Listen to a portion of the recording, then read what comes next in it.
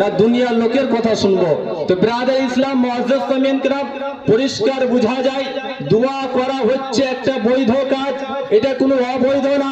হাদিস থেকে প্রমাণ রয়েছে ও তাফসীরের কিতাব থেকেও প্রমাণ রয়েছে। তো আসুন ব্রাদার ইসলাম মুআজ্জাজ সামিন کرام, সেই বিখ্যাত হাদিস ইবনে মাজা ও তিরমিজি শরীফের মধ্যেও রয়েছে, লাইসা শাইউন আকরামা আলাল্লাহি তাআলা মিনাদ দুআ। পরিষ্কার বলে দেন এই হাদিসটা তিরমিজি শরীফের মধ্যেও রয়েছে, ও ইবনে মাজার মধ্যেও রয়েছে।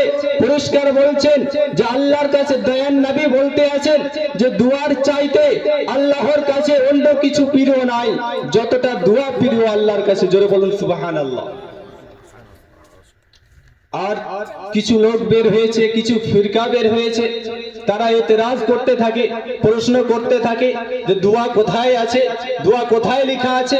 তোমার চোখ থাকবে তারপরে তো তুমি দেখতে পাবে, তোমার চোখ তো ঠিক নাই, তুমি তো ভালোভাবে তুমি পড়াশোনা করোনি, মাদ্রাসায় কোনোদিন দেখোনি, মাদ্রাসা কি মতো হয় সেটা তোমরা চোখে দেখোনি, তো কিভাবে তোমরা জানবে, কিভাবে তোমরা হাদিস পাবে? হাদিস পড়া মতো তোমাদের যোগ্য থাকবে তারপরে তো হাদিস পড়তে পারবে। হাদিস পড়ার যোগ্য নাই, তারা স্টেজে উঠে ফতোয়া দিচ্ছে যে দোয়া করা যাবে না। এবং আসুন বিখ্যাত হাদিস মুসলিম শরীফ কিতাবুল ওসিয়া, তার মধ্যে বলছেন দয়ান নবী বলছেন লা ইয়ানকাতিউ বা'দা মাউতিহি, লা ইয়ানকাতু বা'দা মাউতিহি মিনহা দুআ। যখন কোনো ব্যক্তি মৃত্যুবরণ করে তারপরে যে সমস্ত আমল পায় তার মধ্যে একটা দোয়া পায়। জোরে বলুন সুবহানাল্লাহ। তো এই বিখ্যাত হাদিস, এই সমস্ত হাদিস থেকে পরিষ্কার বোঝা যায়, আমরা বুঝতে পারি যে দোয়া করা হচ্ছে একটা বৈধ কাজ, অবৈধ কাজ না।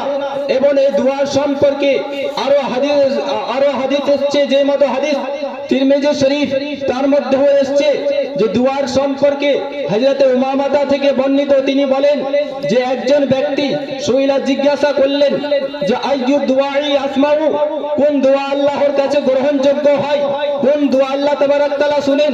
তো তার উত্তরে দয়ান নবী বললেন জাওফাল লাইলিল আখির, গভীর রাতের শেষ অংশে।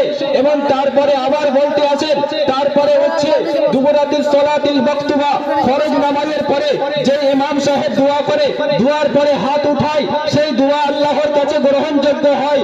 জোরে বলুন সুবহানাল্লাহ। আর তারা বলছে যে কোথায় আছে দোয়া? তোমার পড়ার মধ্যে যোগ্য নাই সেটা বলো।